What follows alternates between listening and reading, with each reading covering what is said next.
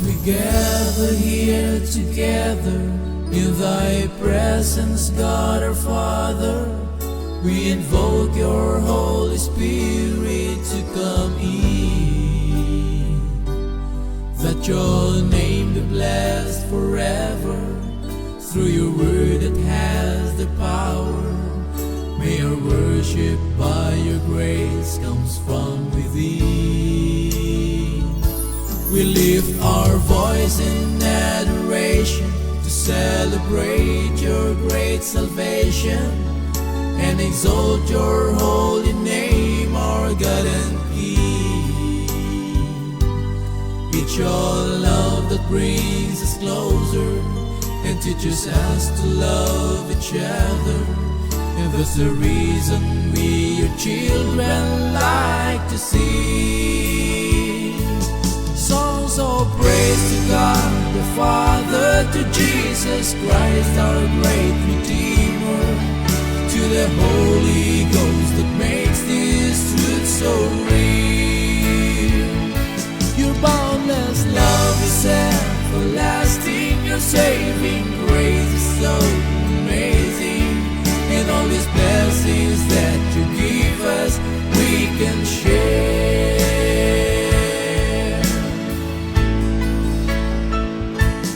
Our Father, blessed be your name.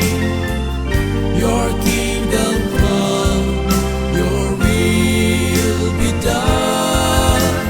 Father, you're always the same, who was and is to come.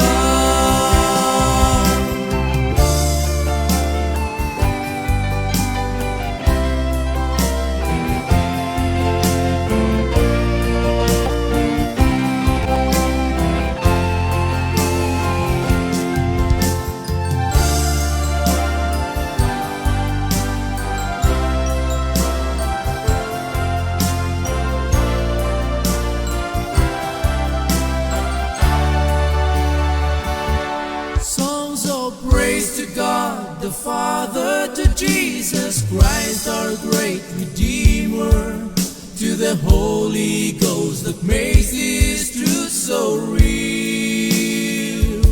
Your boundless love is everlasting, your saving grace is so amazing, and all these blessings that you give us we can share. Praise to the Father, praise to the Son, praise to the Spirit, praise to the Three in One.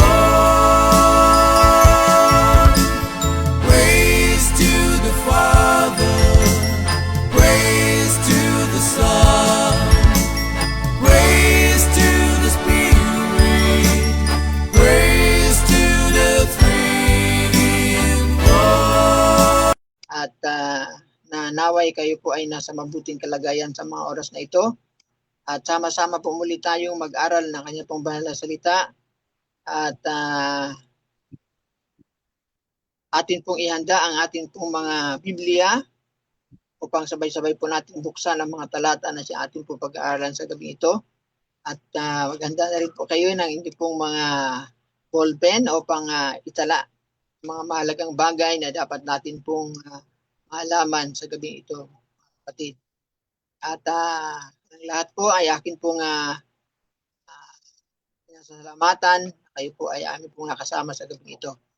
Bago po tayo magpalaot sa ating pong programa, nais ko pong atin pong batiin ang ating pong mga kasama din sa programang ito. Si Pastor, ating pong tagapanguna, si Pastor Efrain Villaruel, at ganoon din si Brother Rico Apitan, ganoon din si Part Rafi Orlina, siya atin pong makasama sa gabi ito. Pastor, kayo po muna ay sumandaling magbati sa ating pong mga kapatid. Okay mga kapatid, thank you Part Rani, mga kapatid, mga classmates. Isang masiglang gabi at magandang oras sa lahat ng ating mga classmates. Kayong lahat ay ating binabati sa matamis na pangalan natin, Panginoon Jesus.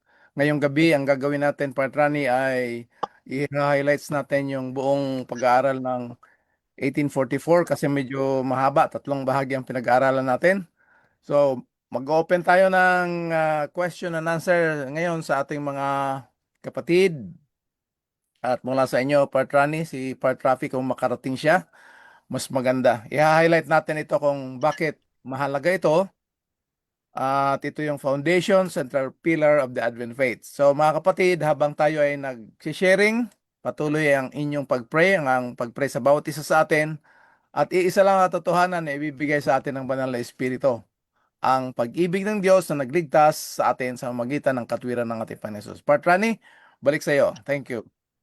Ayan, thank you po, Pastor. At katulad na po sinabi po ng ating ni Pastor po, tayo po ay maghihimay-himay muli ng ating pong pinag-aralan. Yung 3 serye po na ating pong ginawa sa topic na ito, The Significance of 1844. Kaya mga kapatid, kung kayo po ay may mga katanungan, kayo po ay malayang maglagay po sa ating pong chat box upang ito po ay atin pong matugunan, atin din po mapag-aralan, at magbigay linaw sa bawat isa sa ating mga kapatid. Tayo po muna ay sumandaling manalangin, mga kapatid. Ilak natin ang ating presensya sa paanan ng Panginoon.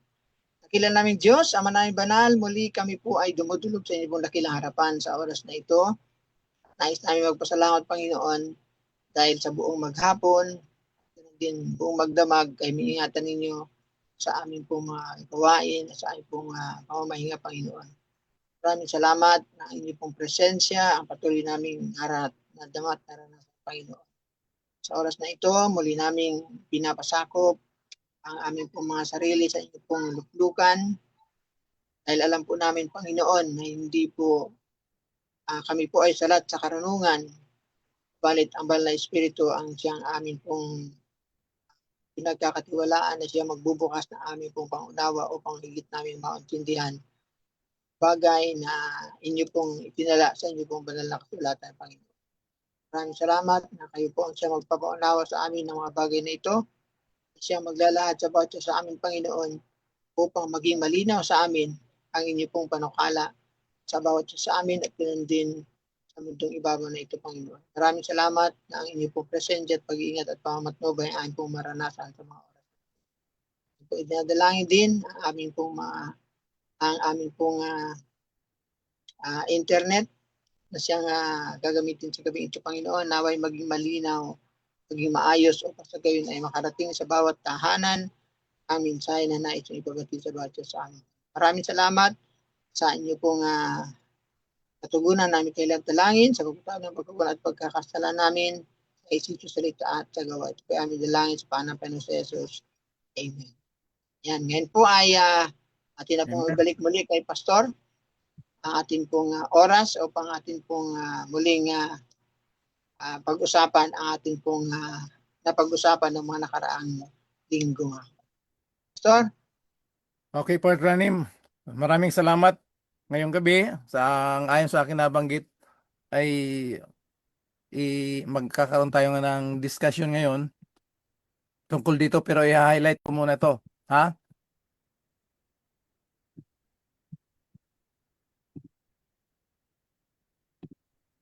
Yan. Significance of 1844. Tandaan natin, mga kapatid, ito yung dahilan kung bakit tayo ay mga Seventh-day Adventist ngayon at paano natin malaman na nandito tayo sa tamang pananampalataya. Dahilan bakit tayo ay mga Seventh-day Adventist Patrani? at paano natin malaman. Ayan. Pwede nyo siya i-on, i-mute lang yung ano. Para pag mag-usap tayo, baka mag-feedback. Okay, so sa ating mga kapatid, lalo na sa aking inaanak dyan sa Masbate, si Nak Miko, RMLDF Junior, magandang gabi dyan sa Milagros. Maayong nga gabi, ara ka mo sa Masbate Subong, sa lahat ng ating mga kapatid. Okay, greetings in the name of the Lord. Malaman natin, paano natin malaman? So, itong pananampalataya, itong ating grupo as Seventh-day Adventist, hindi lang siya basta grupo. It's not another organization or denomination among others. Ito ay raised up by God according to the prophecy 2,300 days. Ano? So iha-highlight natin siya. Basta tandaan natin ng pananampalatayang ito which was given to the saints once. Siguro maganda siguro basahin nga natin patrani yung James chapter 1 verse 3. Kung tama.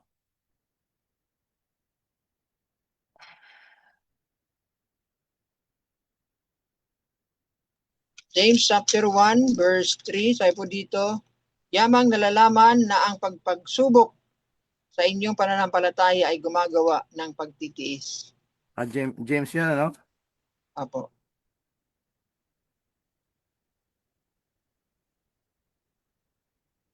Saan nga patrani yung sa Bible na which was once given to the saints, ito ay aking isinulat? Naalala mo ba patrani? Hindi ko po maalala.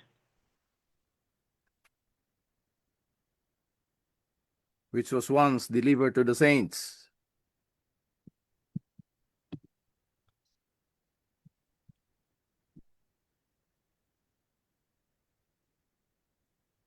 Okay, anyway.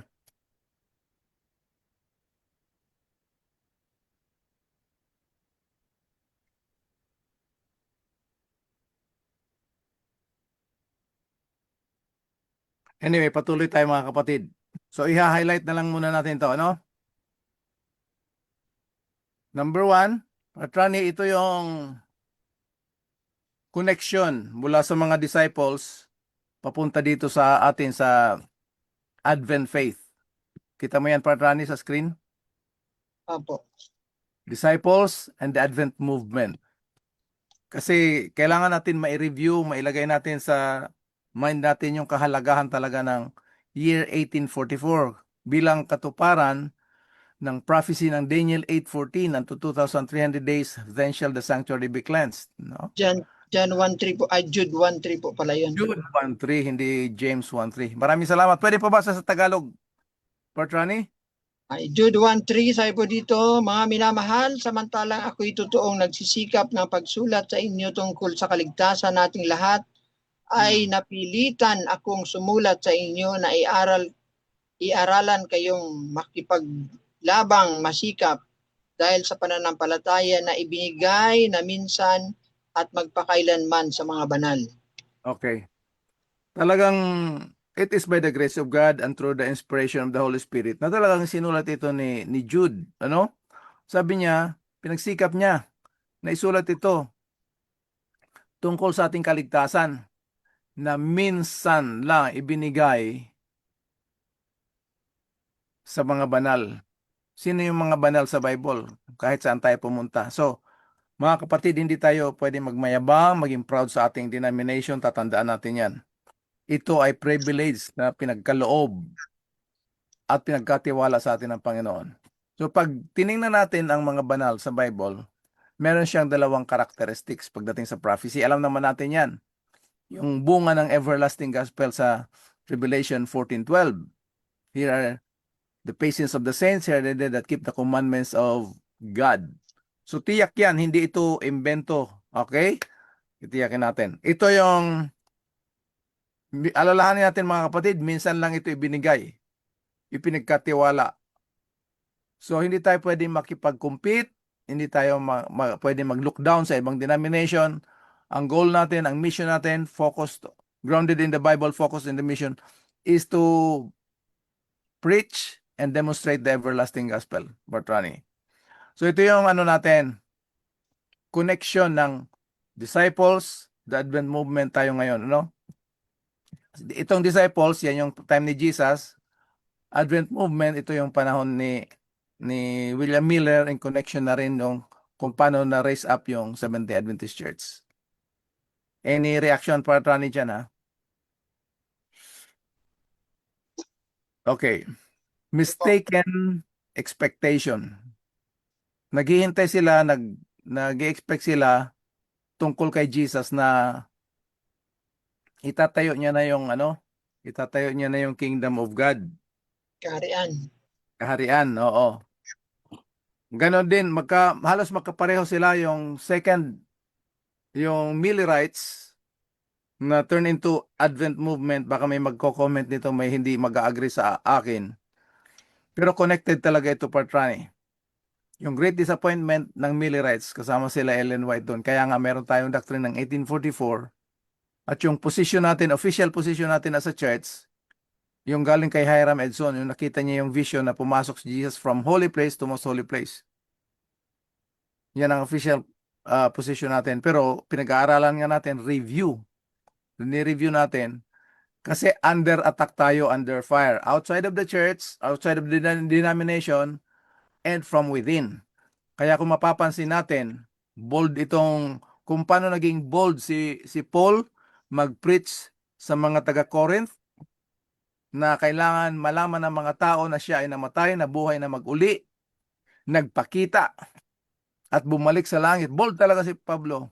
Ito naman, magiging bold ako dito na pag-aralan natin muli para may effect yung 1844 doctrine natin or teaching. So halos pareho sila dito. Expected his earthly kingdom. Darating si Jesus, itatayo ang kaharian ng Diyos. Kung ito ay nalaman nila, kung kailan talaga darating, magkakaroon ng ibang mindset, Patrani. Ang mindset nila, kailangan natin, ganito tayo. Alam mo, bago pa namatay si Jesus, merong board of disciples. Kung meron tayong board of elders, church board, nung panahon, board of disciples, araw-araw, isa lang ang agenda nila. Who will be the greatest in the kingdom of God? So, kailangan mabait sila. They have to struggle for themselves na maging qualified talaga sila na maging officer ng kingdom of God. Okay? Ngayon, number 4, ignorance lead them to enthusiasm. Yung wala silang idea, hindi sila ignorant because lack of information. Kung hindi yung excited sila pero hindi nila masyadong ma-pick up, hindi nila magets na tinatawag na yon. So ignorance led them to enthusiasm. Number 5, doon sa disciples at sa Advent movement, Christ was brought to the attention of all. Sa disciples, talagang pag sumakay si Jesus sa donkey, pag maglakad siya, para sila yung taga-hataw ng mga, hataw bang tawag niya? Tagahawi. Tagahawi ang mga tao. Tabi kayo yan, tabi. Ano, Patrani? Tabi kayo yan, mga bata, tabi.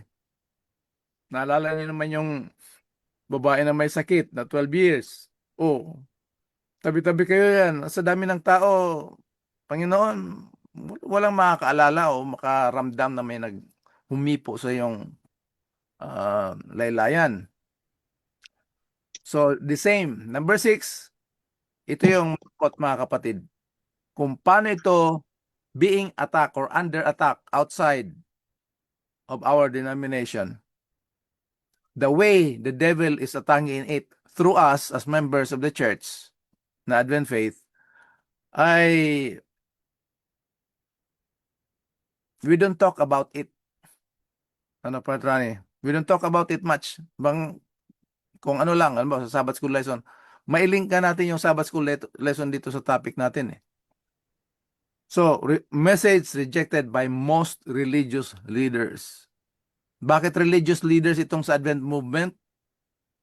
Kasi sila ngayon nag-promote na darating si Jesus. Ay hindi dumating. So, naging false prophet ngayon si William Miller sa mata ng karamihan at sa turo ng karamihan. Ngayon, Patrani, babantayan natin ito mga kapatid. Kasi, dahil dito sa Great Disappointment, ito yung naging buwelo ng karamihang denomination to promote their own denomination by putting down the Millerites. Kahit sa loob natin, ayaw natin mailing tayo na Millerites kasi nga, false prophet . Bakit false prophet? Nag-predict siya na darating si Jesus. based lahat sa biblical verses at timeline. Hindi biblical timeline, pero ang nangyari kay William Miller, time setting. Accurate talaga yon. Walang problema doon. Eh, hindi dumating si Jesus. Naging false prophet siya. Ngayon, gusto mo mapasama ka sa false prophet, sa false religion, siyempre alis ka. Ngayon, yung hindi membro doon, yung hindi umattend doon, yun ang naging buwelo nila. Yun ang naging take off na tinatawag ng pag-promote ng kanilang denomination. Any reaction dyan, Partrani? Wala pa si Partrafi? Wala pa po. Okay, dito tayo sa number 7. Dito na nangyari yung buwelo, itong buwelo ng great disappointment sa both groups, disciples, the Advent movement, they suffered both great disappointment. Anong buwelo ang nandito? Yung buwelo kung anong appointment ng Panginoon to restore, to revive, reproclaim, and demonstrate the everlasting gospel. Patrani yan. So ngayon, dahil dyan sa great disappointment, nagkaroon sila ngayon ng review.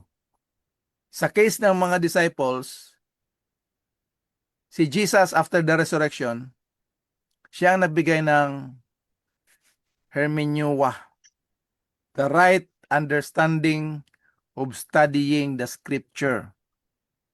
Okay, pwedeng pabasa, Patrani, si Jesus ang nagsalita nito.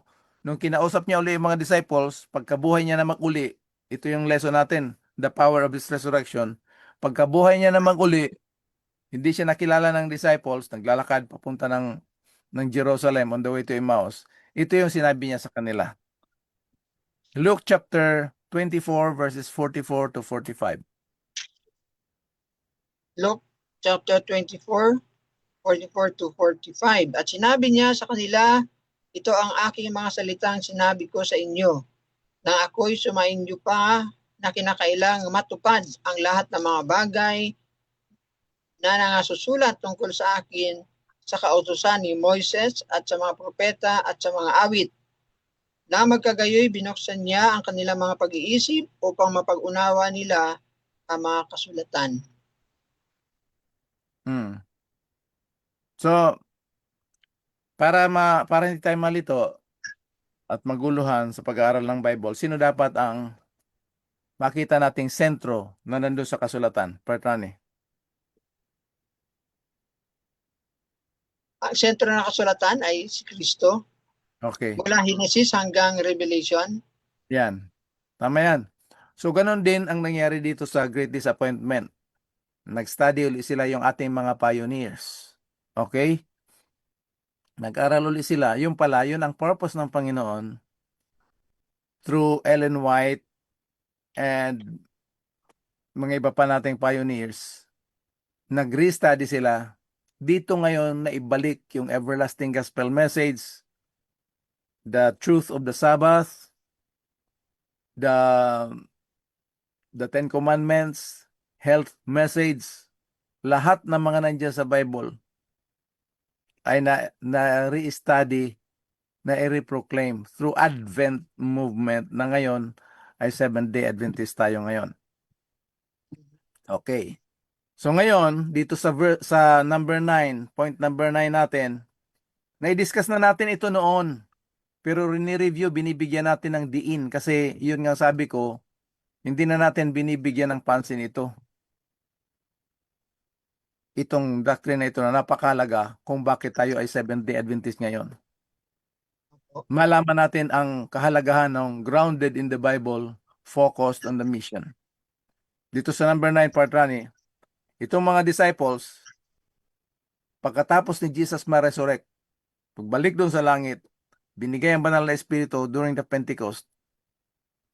Doon nila natuklasan, doon nila nalaman na si Kristo ay nag-umpisa ng kanyang first phase of His ministry in heaven, kung saan doon nakatukoy yung 70 weeks ng Daniel 9.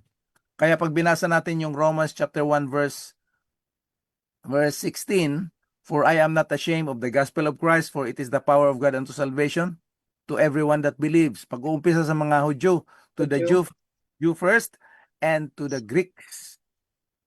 So yung 70 weeks, determined upon thy people, doon gagawin ng Panginoon yung kaligtasan. Una ituturo, ipaparanas, ipapakita sa mga Hudyo yung everlasting gospel.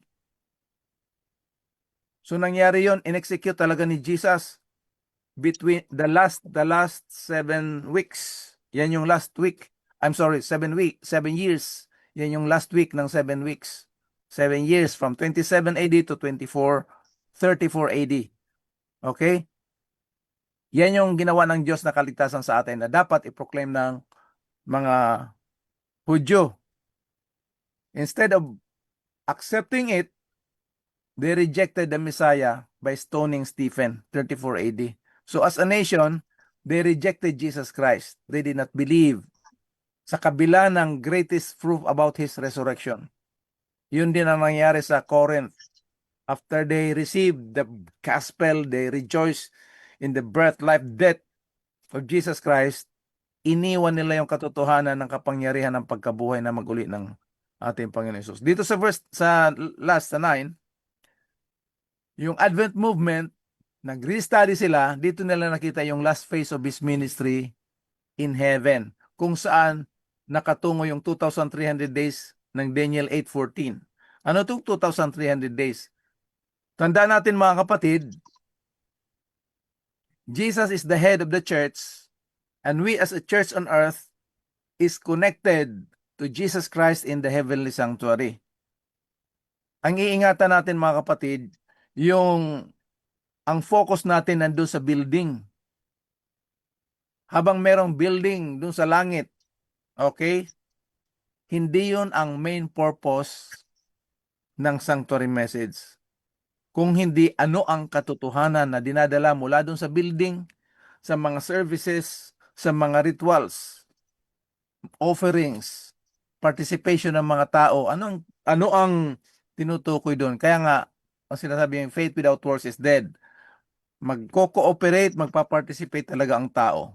As much na ang Diyos ang magpo-provide ng lamb offering, lamb sacrifice for the forgiveness of sin, pero tao ang magbibitbit papunta ron. God is the provider, or ganito na lang gagawin natin, Patrani. God is the proactive sa ating kaligtasan. Tayo ay reactive. Kaya meron humihiling ang Panginoon ng tugon sa atin. Yan ang tawag ay pananampalataya. Okay?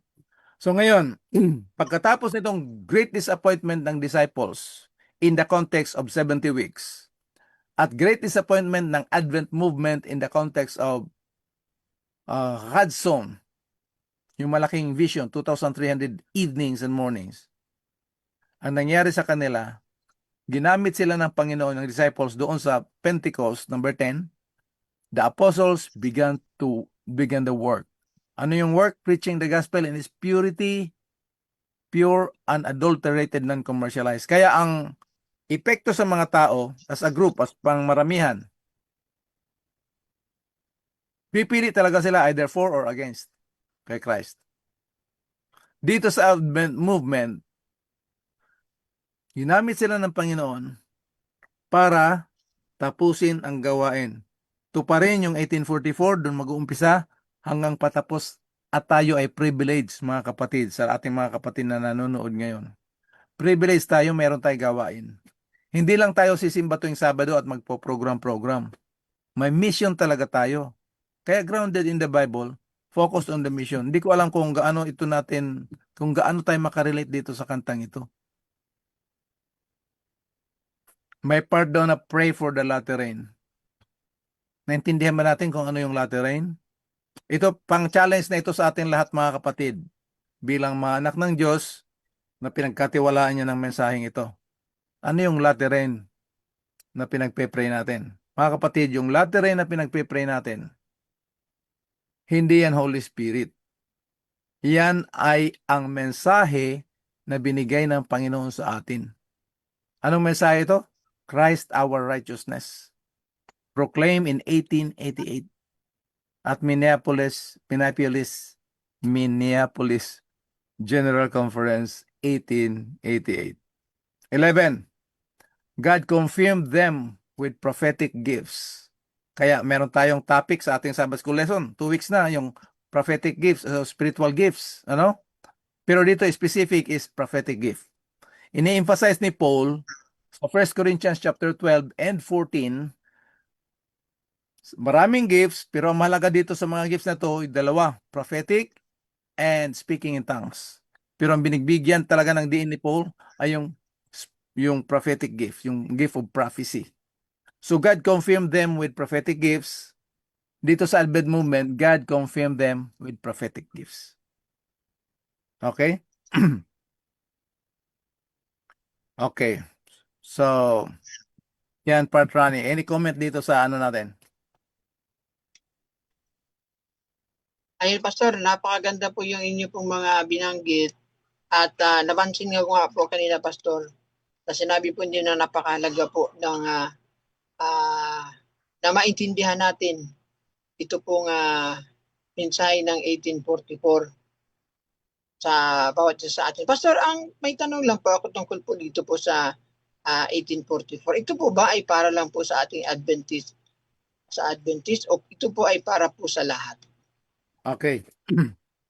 Salamat, Part Rani, sa tanong na yan. Yung 18th great, anong ibig mo sabihin? Yung 1844, yung Great Disappointment o yung katotohanan, kalagahan in general? Yung kalagahan po nito, Pastor. Ito ba ay para lang po sa atin po mga Adventist na nananampalataya o ito po ay para po sa kabuuan ng lahat po ng buong sanlibutan po? Okay. O para individual. Yung taong 1844 tsaka yung event ng 1844, mahalaga ito sa atin bilang mga mananampalataya. Maintindihan natin anong ginawa ng Diyos pagkatapos ng Great Disappointment doon sa context ng Daniel 8:14. So sa atin na mga Adventist ngayon, mahalaga ito sa atin as a church lamang, yung event. Okay? Yung event. Pero yung kahalagahan nito sa event na ito by God raising up the Advent movement na kung saan ito ngayon ang Seventh-day Adventist, dapat malaman ng buong sanlibutan na merong mensahe na pinagkatiwala sa atin, the everlasting gospel. I-reproclaim, i-demonstrate. Mababasa natin yan sa Revelation chapter 10 verse 11.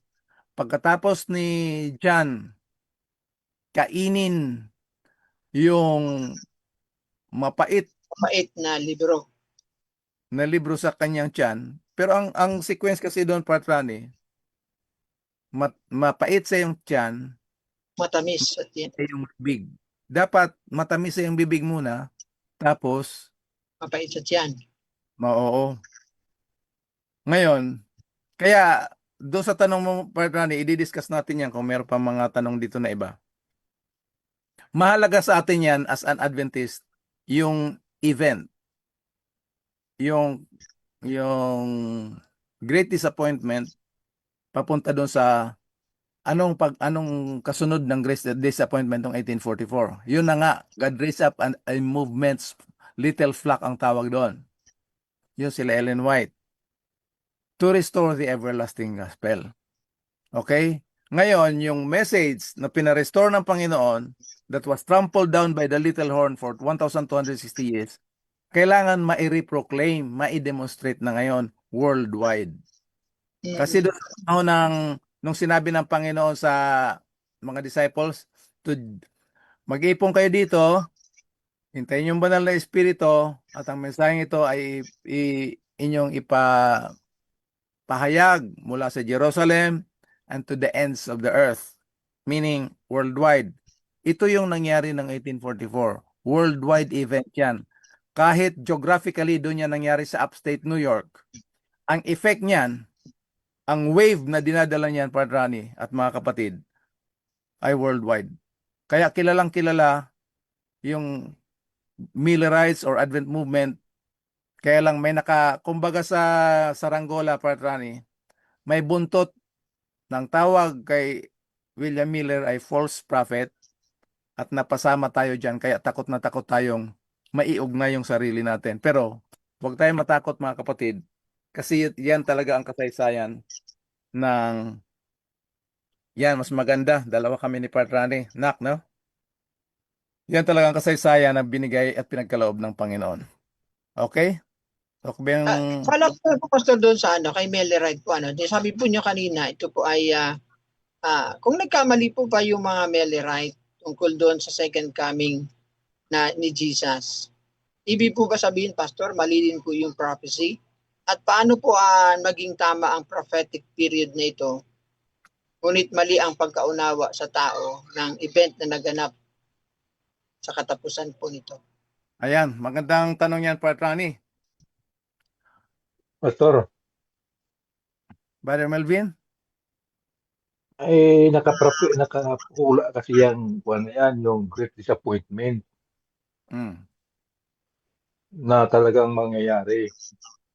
Yung pula na yan, yung libro na kinain na mapait, saka matamis. Yan ang ibig sabihin ng Great Disappointment. Hindi pa man nangyari, hinula na yan. Oo. Talagang yan ang mangyayari. Kaya kung mangyayari man yan, hindi natin magtaka kung bakit mangyayari. Kasi nakauna eh.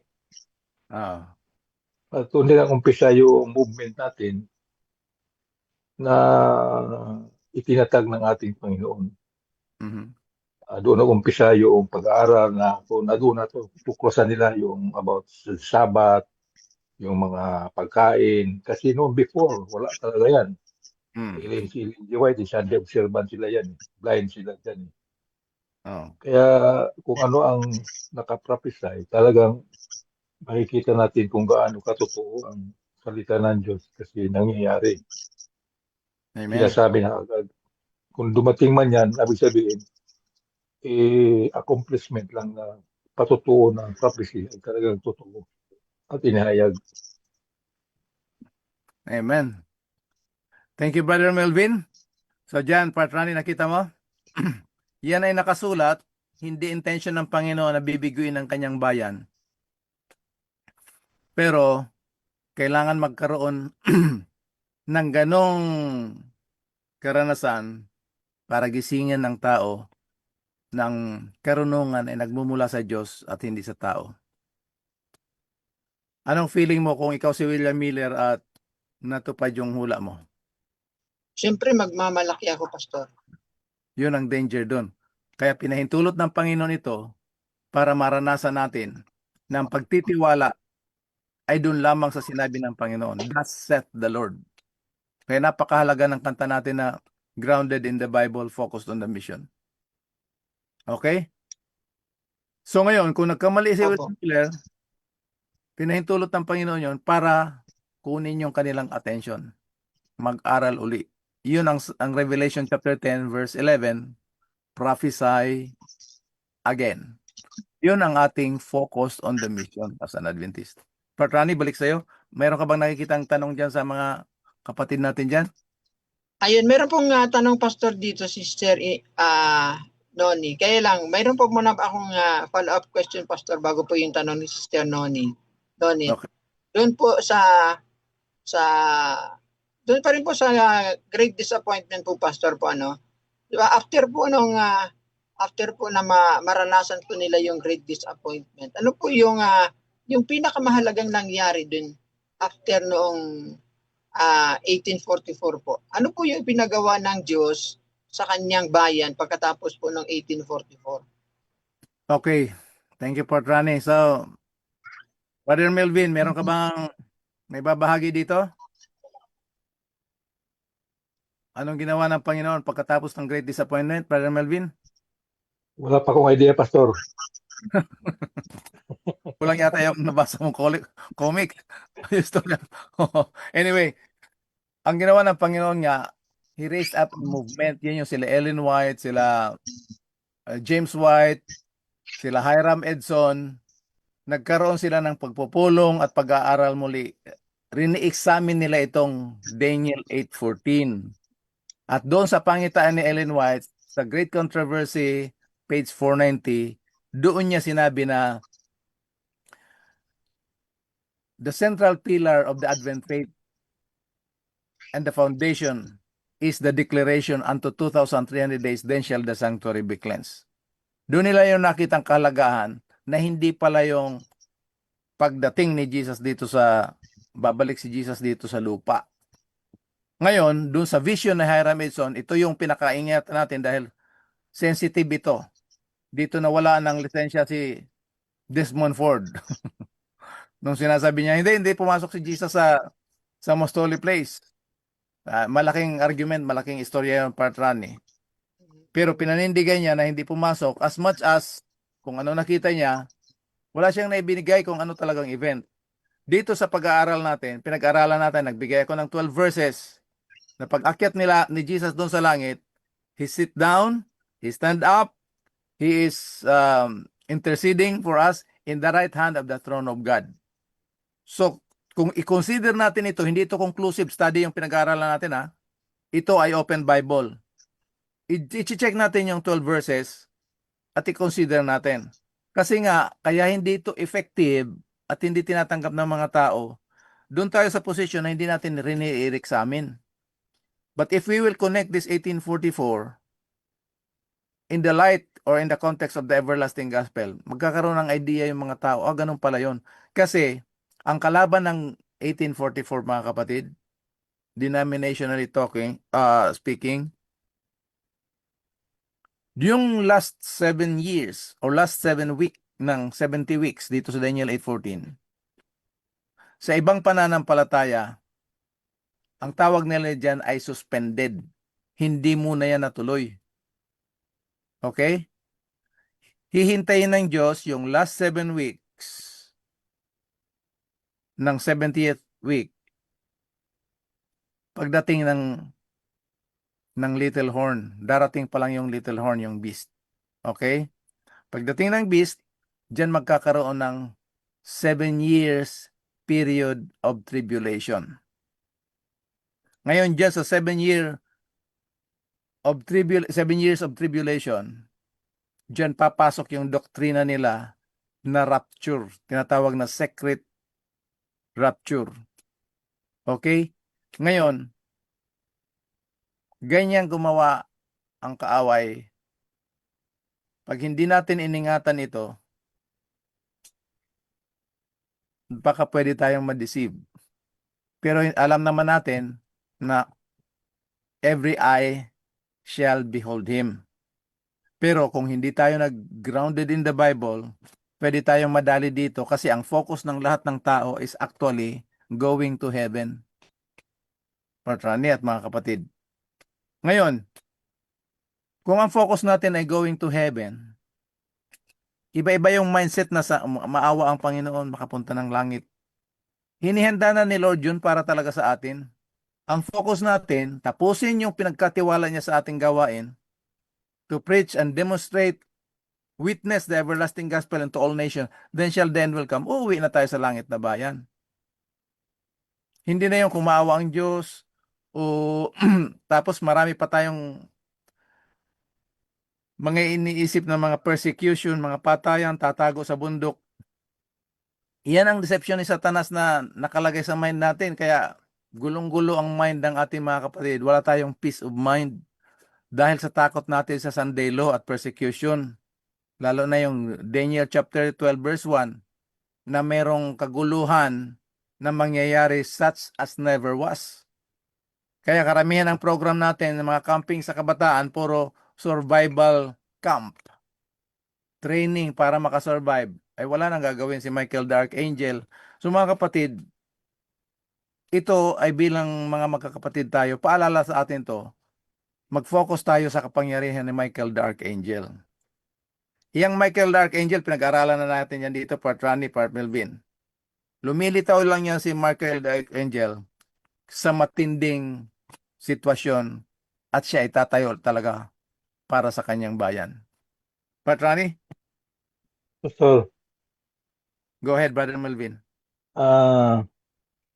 yung pag-start ng 1844, yung pag-ano ng ating pananampalataya, alam nyo, sa aking pagkalam, ay ang Diyos ay ginaguide tayo sa tamang mga interpretasyon sa mga paliwanag.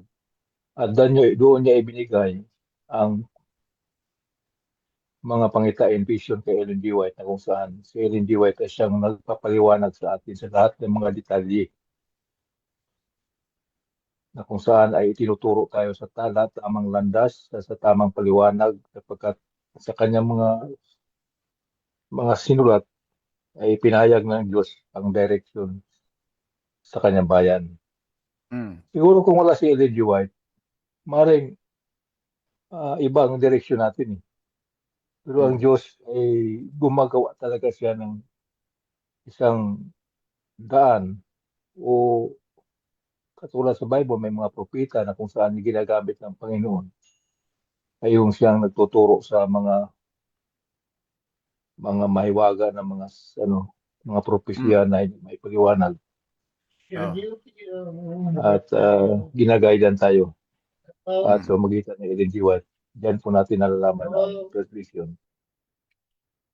Kaya itong number 11, Brother Melvin, makita mo yung number 11? God confirmed them with prophetic gift. Kaya meron tayong tatawag na gift of prophecy and spiritual gifts. Okay? So, ginamit ng Panginoon talaga actually hindi naman si Ellen White ang original, pero dalawang lalaki na gustong gamitin ng Panginoon, tinanggihan nila, nakita nila yung bigat ng responsibilidad. Ang ginamit ng Panginoon, yung grade 2 student na talagang hindi natin mapagkatiwalaan. At hindi mahirap natin paniwalaan, pero pinakalist ang gagamitin ng Panginoon para makita niya yung kapangyarihan. Amen. Thank you, Brother Melvin. Patrani, anong mga question dyan sa mga kapatid natin?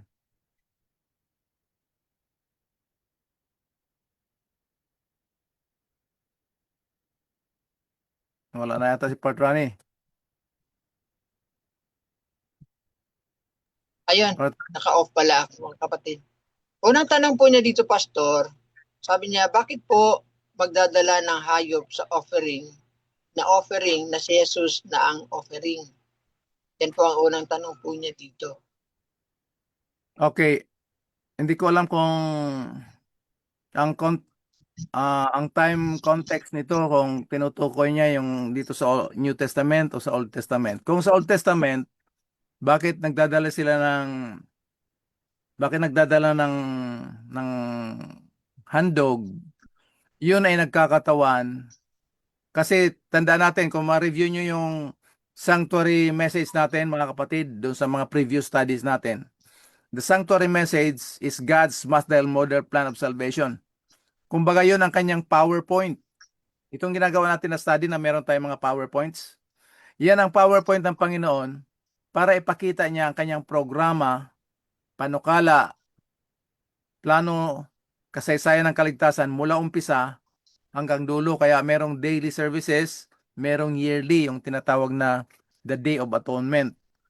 Kung ang tanong ay sa sa Old Testament, bakit sila nagdadala, yung hayop na yan, yung tupa o depende sa anong meron sila, it really represents Jesus Christ as the only and ultimate sacrifice. Walang salvific power yung mga sacrificial gifts nila doon or offering sa Old Testament.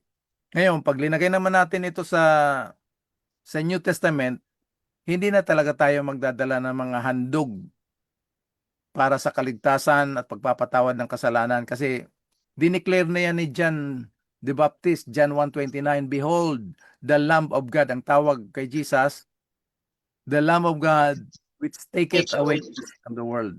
Okay. So, ganon. Kung bakit nagdadala sila sa Old Testament, yan ang nagkakatawan. It represents. Wala yung salvific value. Nagkakatawan lang yon sa Old Testament. Tinupad na yan ni Jesus ngayon. Kaya hindi na tayo magdadala ng mga handog ng mga hayop dahil si Jesus na yung only sacrifice. Hindi siya last sacrifice, Patrani. At sa mga nagtatanong, kumisang ginagamit niya na ang huling sacrifice, ang huling sakripisyo. Wala. Kasi pag sinabi mong huli, ibig sabihin, mayroong mga dati noon, may credit yun. Ngayon, wala. Mukhang mahaba na yata yung ano natin, ah. Ah, Yan. Okay pa ba yung ating mga kapatid? Bartrani, balik sa'yo. ayan. Thank you, Pastor. Ito po yung kanya pangalawang tanong, Pastor, ni Sister Nonit. Kasi siguro, napakahirap nga naman talaga bilang isang Adventist po, na kung tayo po ay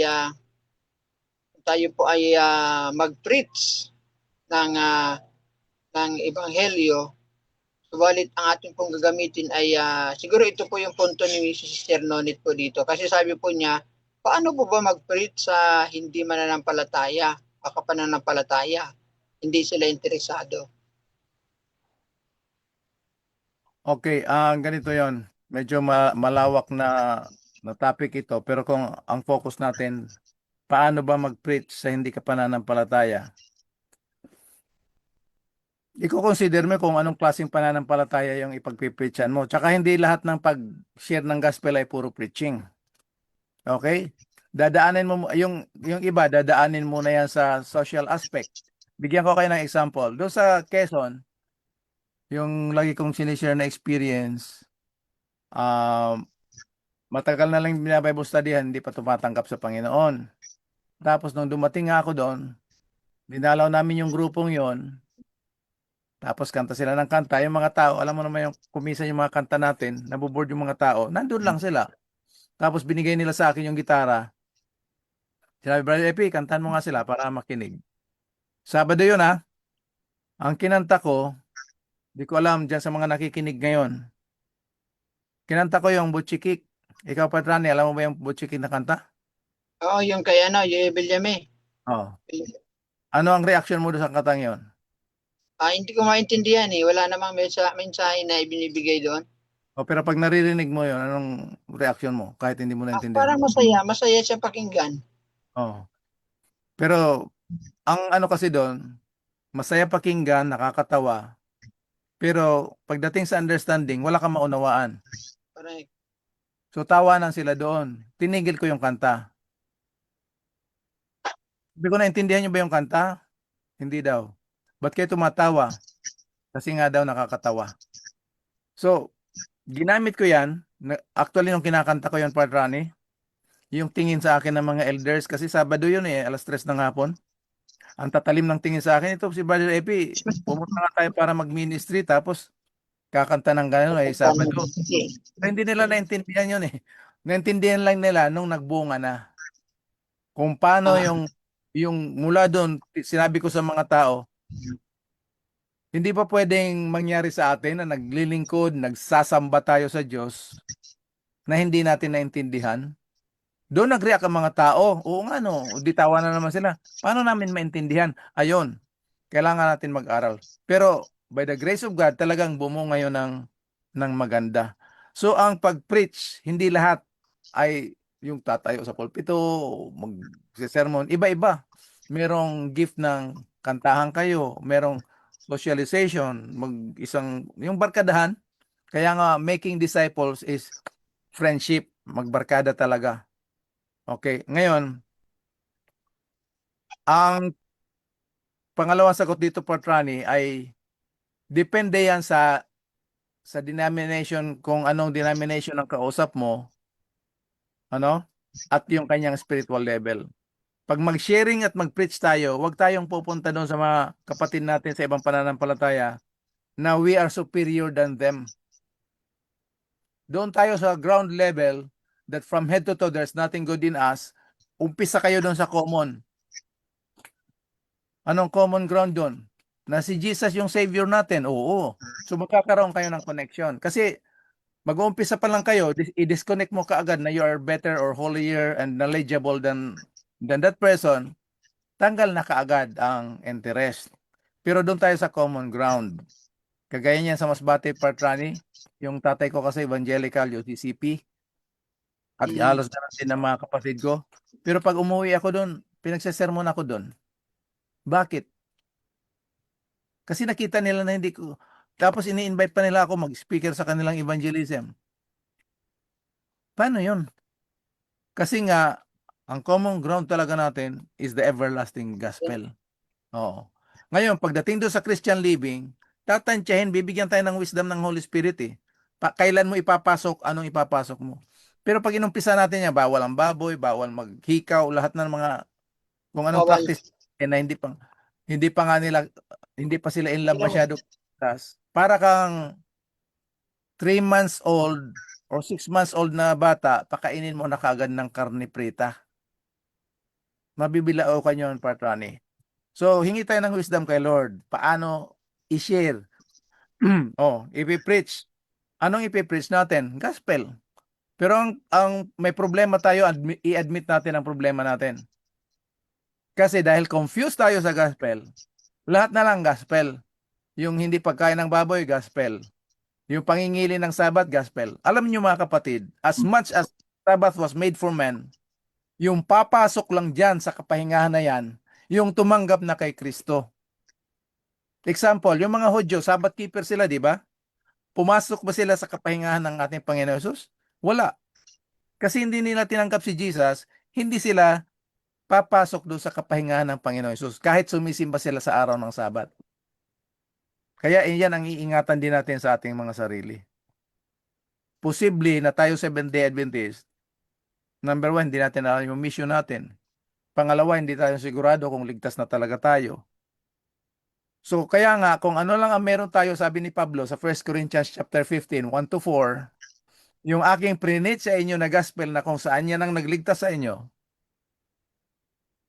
yan ay tinanggap ko at ibinahagi ko sa inyo. Kung pwede lang natin maibahagi yung meron tayo. Okay, so doon tayo sa common ground, Jesus Christ, para pag mag-connect na yan, doon na natin sila idadagdag to the higher level of light. I-build up mo muna yung Pastor. friendship connection. Pastor, Brother Melvin, go ahead. actually, tayo nga daw na Christian religion, Christianity, not a Part Melvin, pwedeng nakasanak didikit ng konti kasi hindi masyado naririnig ng mga listeners natin. tayo lahat na religion, ito mga Catholic, lahat ng mga religion sa Christianity, we are all proclaiming about Jesus Christ. Lahat. Mga Katoliko, Jesus Christ. Mali man like muli, Iglesia ni Cristo, hindi kinikilala na Jesus Christ din, pero hindi na inano na Diyos. Pero basta sabi ng Christianity, ay talagang nakapokus yan kay Kristo. Kaya tinatawag na Christian denomination, Christian country, ang Philippines. At ang gospel na yan, halos magkaparehas ang gospel. Ang tanong, paano ba tayo preach sa kanila patungkol sa ating pananampalataya? Kasi kung i-preach natin si Jesus Christ, believe naman sila kay Jesus Christ. Preach natin sa Diyos, ganoon din. Ang paniniwala natin ay magkahawig din. Ang tanong, paano natin maipahayag sa kanila yung ating pananampalataya? Thank you, Brother Melvin. Kung tayo ay pinagkatiwalaan ng Panginoon na bilang teacher, si Patrani teacher to eh. Patrani, ang tinuturuan mo, elementary o high school? Elementary po. Elementary. Anong grade? Grade 6. Grade 6. Okay. Sa mga preachers at mga teachers na mga kapatid natin, tayo ay pinagkatiwalaan ng Panginoon ng mensahe. Ang i-consider natin, hindi lahat ng students natin ay grade 1. Hindi lahat ng students natin ay college. Kaya doon sa ating mga kasalamuha, hingi tayo ng wisdom kay Lord kung anong level ng spirituality nila. Doon tayo mag-a-approach. Kasi kahit sabihin natin na gospel, ang totoo niyan, confused tayo sa gospel. Akala natin lahat dahil sa Bible ay gospel. Ang gospel iisa lang. The birth, life, death, and resurrection ni Jesus Christ.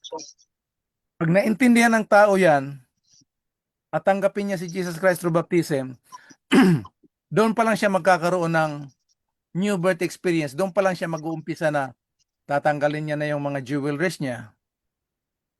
Kasi na born again na siya na experience niya si Jesus. papasok na siya ngayon sa araw ng Sabat. Pero yung hindi pa sabihin, total, kilala na niya si Jesus Sabat, hanggang hindi niya maintindihan yung assurance of salvation niya at ipapasok natin yung Sabat, mabigat talaga yun sa mga tao. So ang hingi natin sa Panginoon, hindi yung wisdom knowledge sa Bible, kung hindi yung wisdom na paano natin ma-approach ang mga tao. Bigyan tayo ng discernment ng Panginoon. Depende yun sa kausap natin. Kasi merong mga Christian na bago pa lang sa Christian. Meron mga Christian na mga leaders. Kagaya dito, Part Rani, Part Melvin, pastor ng Baptist. Ang Bible study namin dito hanggang alas 2 na madaling araw. Doon kami sa bahay niya. Anong naging result? Sinabi niya, as for me and my house, we will serve the Lord. Pastor ng Baptist yan. Alam mo naman ang Baptist, matibay yan sa Resurrection Sunday, tsaka walang 10 Commandments.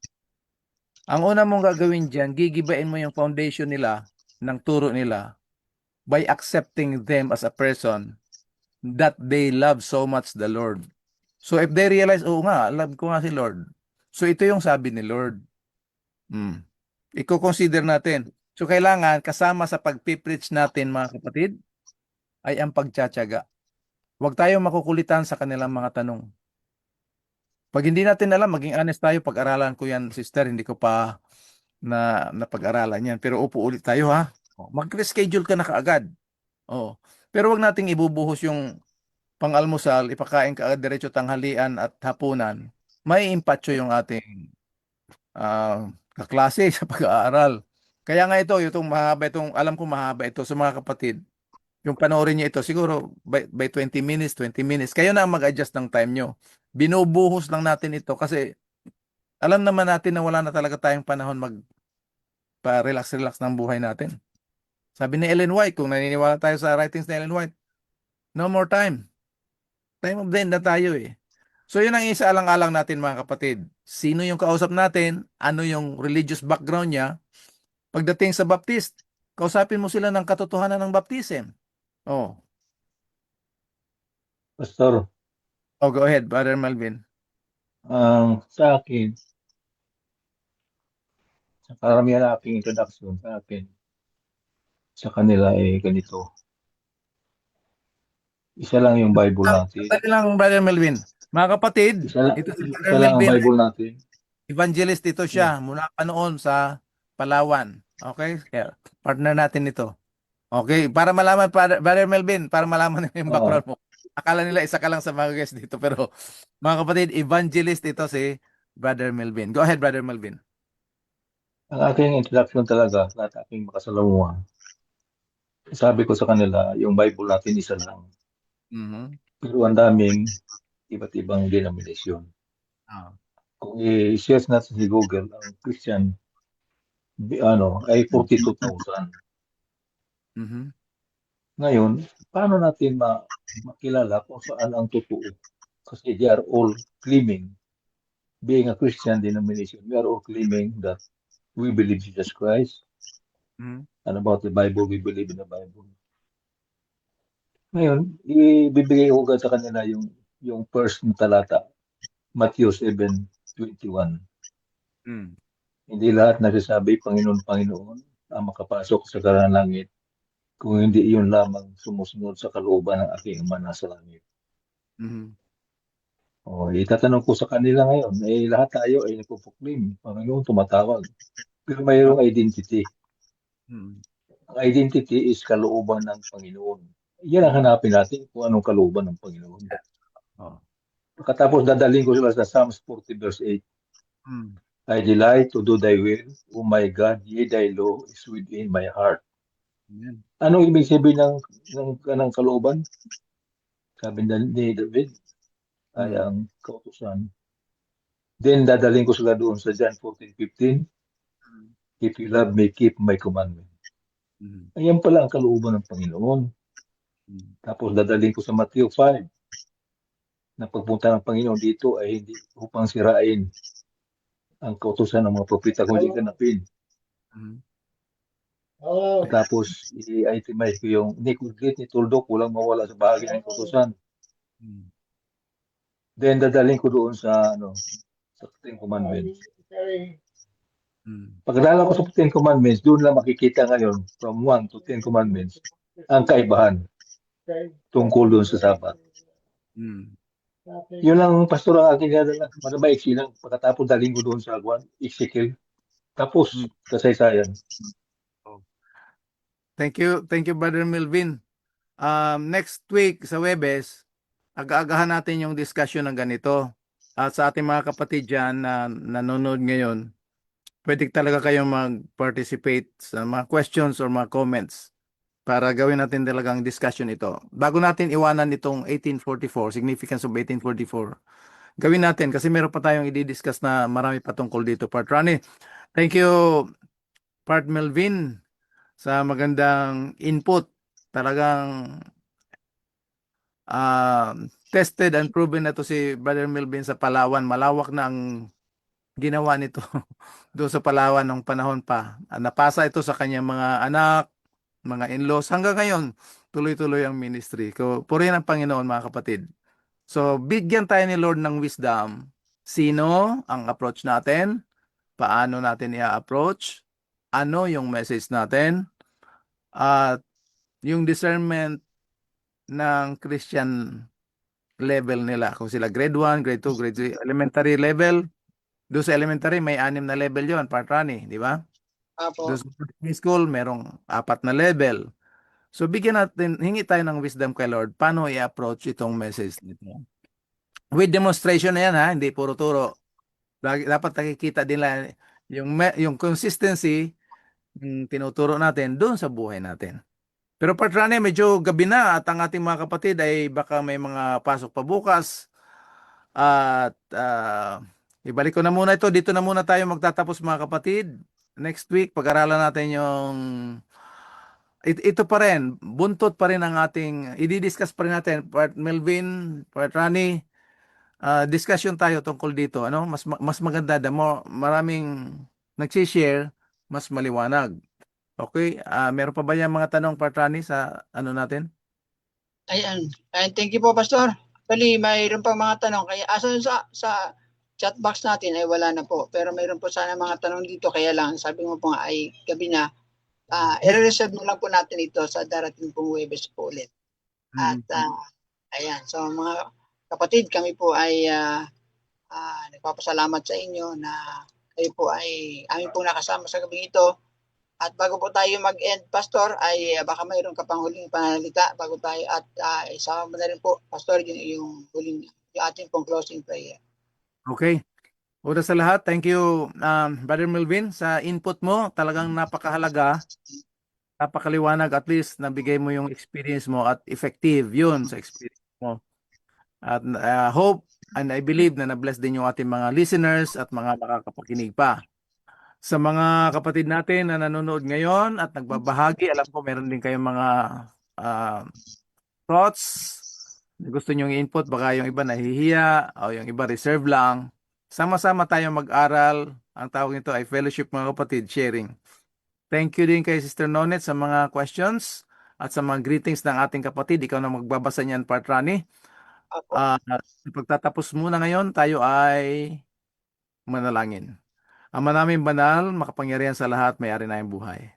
Salamat, Panginoon, sa inyong pinagkaloob sa amin na pananampalataya minsan lang bilang mga banal, hindi sa aming saganang sarili, kung hindi sa ngayon sa inyong kalooban, banal na panukala, at ito naman ay privilege namin.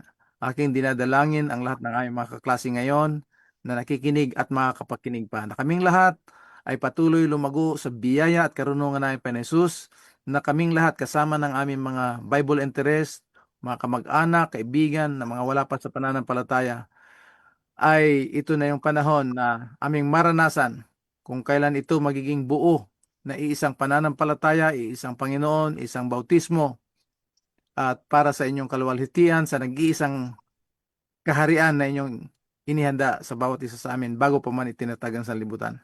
Sa gabi ito, kami ay pasamantalang maghiwa-hiwalay. Ang inyong mga anak ay merong mga kahilingan, mga hangarin, mga suliranin sa buhay. Alam namin na kayo ang katuparan, kayo ang kalutasan ng mga sitwasyon ito. Tulungan kayo, Panginoon, na tanggapin namin sampalatayanan ang mga solusyon ng aming mga sitwasyon sa buhay at ito'y maging patutuunan naman na kami ay naglilingkod sa Diyos na buhay, makapangyarihan, nag-aaruga at nagmamahal sa amin. Salamat, Panginoon, sa katiyakan ng kaligtasan. Napakahalagang ito ay aming maranasan, maunawaan at maibahagi sa lahat ng aming mga kasalamuha mula sa aming pamilya, papunta ng iglesia, papunta sa community. Papuri, kaluwalhatian ay binabalik namin sa inyo, patuloy na pag-ingat ng mga piling anghel at gabay ng banal na espiritu ang aming maranasan habang kami ay pasamantalang maghiwalay. Ito aming dalangin, kalakip ng pagkikilala ng pagpapatawad sa aming kasalanan at pagpapasalamat, pagpupuri sa inyong dakila at banal na pangalan. Lahat ito ay aming tinanggap sa matamis na pangalan ng aming Panginoon Jesus. Amen. Patrani? Amen. Yan, thank you po, Pastor, sa Amen. panalangin. At bago po tayo mag-end, mga kapatid, nais ko pong ating pong i-recognize yung ating pong mga nakasama sa gabing ito. Nakasama po natin si Brother RMLDF Jr. Ayan. Si Sister Adoracion Baltazar, si Sister Imelda Abugan, si Ma'am Elizabeth Sakiton Orlina, si Sister Nonet,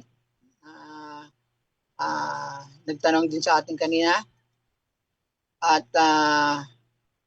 sa lahat po na hindi ko po nabanggit, mga kapatid, kami po ay nagpapasalamat sa inyo na kayo po ay ayon po nakasama sa gabing ito. At muli kami po ay nag-aanyaya sa inyo na sa darating na linggo at sa susunod pang Huwebes ulit, mga kapatid, atin pong kung may mga tanong po kayo, mga kapatid, wag po kayong mag-atubili o wag po kayong dadalawang isip na ilagay po natin po ito sa atin pong chat box upang ito po ay atin pong matugunan, mga kapatid, at maging malinaw sa atin kung ano man yung mga bagay na naging malabo para po sa atin, mga kapatid. Ito po ay sa pakinabangan po ng ating pong nating lahat, mga kapatid. Patrani? At yes, Pastor. Sorry maputol muna kita. Dalawa yung Imelda ang kaklase natin, Imelda Abugan at Imelda Kibla. Isang Bagyo yan. Oo. Masaya, di ba? Okay, oo nga po. Go ahead, Patrani. Sa pangalan po na bumubuo ng programang ito, mga kapatid, sa pangunguna po ng aming pong ating pong Pastor Efraim Villaruel, si Brother Rafi Orlina, na hindi pa natin nakasama sa gabing ito, si Brother Rico, si Brother Melvin. Kami po ay nagpapasalamat sa inyo lahat at nag-iiwan po ng we love you all in the name of the Lord. God bless us all, mga kapatid. Kita-kita po muli tayo sa darating pong linggo. Amen. Praise the Lord. Praise the Lord.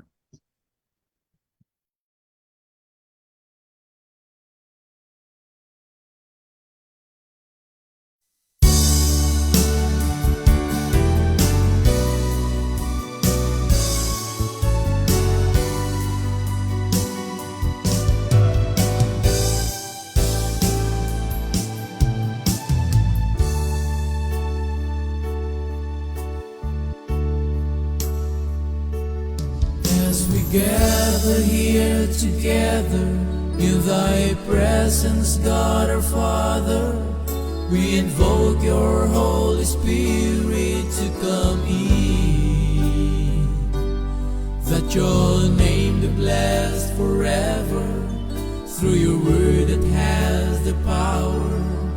May our worship by your grace comes from within. We lift our voice in adoration to celebrate your great salvation and exalt your holy name, our God and King.